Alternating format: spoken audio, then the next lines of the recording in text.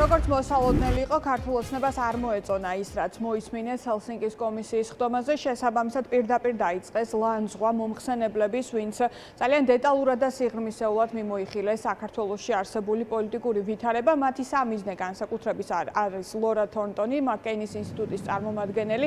ხდომის ჩატარებამდეც და ხდომის შემდეგაც ქართული ოცნება ძალიან ლანძღავს მაკ-კეინის ინსტიტუტის წარმომადგენელს, ამბობენ, რომ ის არის სამარცხვინო ქალი. ლორა თორნტონმა ყველაზე სიღრმისეულად მიმოიხილა, შეიძლება ასეც ითქვა, საქართველოში არსებული ვითარება, ვინაიდან ის თავად ცხოვრობდა საქართველოში რამდენიმე წელი, უშუალო კომუნიკაცია და შეხება ჰქონდა ქართულ ოცნებასთან, შესაბამისად კარგად იცნობს ქართული ოცნების ბუნებას, მის პოლიტიკას, შესაბამისად როგორც ჩანს, ქართულ ოცნებას ძალიან არ მოეწონა ის მხილების სერია, რომელიც მათ შორის ლორა თორნტონმა მოუწყო ჰელსინკის კომისიის ხდომაზე.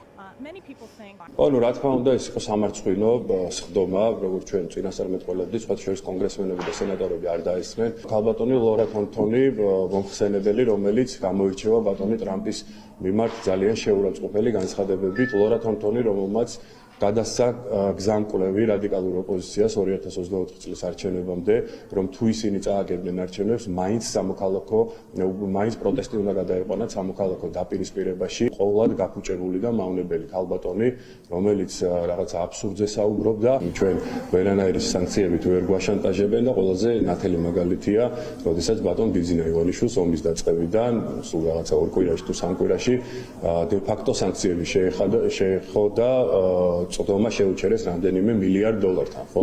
და ამან ვერანაირი გავლენა ვერ იქონია ვერც ბატონ ბიძინა ივანიშვილზე, ვერც ქართულ ოცნებაზე. ლორა თორნტონმა მარტა კოცსაც კი გადააჭარბა. იმდენად არასერიოზულია და იმდენად სკანდალურ სიტუაციაში გაეხვა თვითონ ეს ჰელსინკის კომისია ბოლონდროინდელი მხილებებიდან გამომდინარე.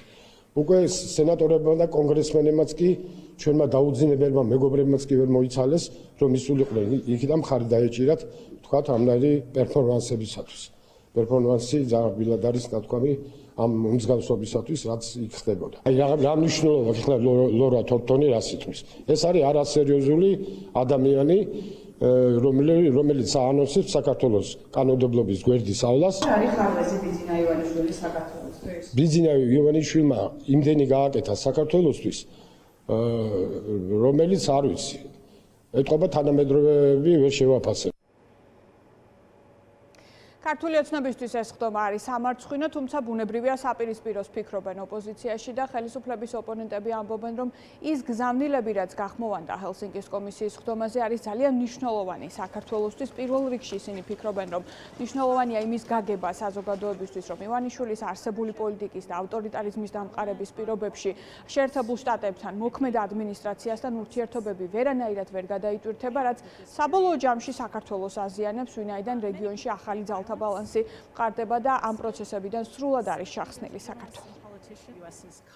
ერთ-ერთი მნიშვნელოვანი ასპექტი, რაც გამოიკვეთა ამ მოსმენაზე, იყო ის, რომ დიახ, საქართველო არის მნიშვნელოვანი ქვეყანა, მათ შორის სატრანზიტო პოტენციალის თვალსაზრისით, მაგრამ ასევე მთავარი აქცენტი კეთდებოდა სწორედ იმაზე, რომ საქართველო სწორედ დემოკრატიული განვითარების თვალსაზრისით იყო, ასე ვთქვათ, მოწინავე პოზიციებზე, როგორც ამერიკის შეერთებული შტატების პარტნიორი ჩვენს რეგიონში. ამიტომ ამ მოსმენიდან, მათ შორის ჩვენ ვფიქრობ, რომ ის უნდა დავინახოთ, რომ თუ ამ ხელისუფლებას აქვს რაიმე ილუზია, რომ ტრანზაქციული მოსაზრებებით შეიძლება რომ გააგრძელოს ქვეყანაში ავტოკრატიული სისტემის გამყარება და ამავე დროს იმედი ქონდეს, რომ შეიცვლება მათთვის სასიკეთოდ პოლიტიკა ვაშინგტონში, ამის შესაძლებლობა ყოველ შემთხვევაში დღეს არ იკვეთება. თავისთავად ის, რომ ამერიკის კონგრესში საქართველოს საკითხი განიხილება, თუნდაც ჰელსინკის კომისიის ფარგლებში, ეგეც არის ძალიან მნიშვნელოვანი, იმიტომ რომ ჩვენ ხედავთ, რომ ახალი ადმინისტრაციის პირობებში ოცნებას პრაქტიკულად ყურადღებას არ აქცევენ საერთოდ და იგნორებული ყავთ ყველგან, ყველა ფორმატში, ამიტომ ის ზოგადად საქართველოს რჩება ამერიკის ინტერესის სფეროში, ამ გლობალური გამოწვევის ფონზე ჩვენც არის ძალიან მნიშვნელოვანი. ჰელსინკის კომისიაში მსგავსი მოსმენები ყოველთვის მნიშვნელოვანია საქართველოს დარჩეს ფოკუსში და ის გაჟღერდეს, რაც არის არის მათ შორის ამერიკისთვის ძალიან საინტერესო, რომ ივანიშვილის ხელისუფლება ვერასდროს ვერ იქნება სანდო პარტნიორი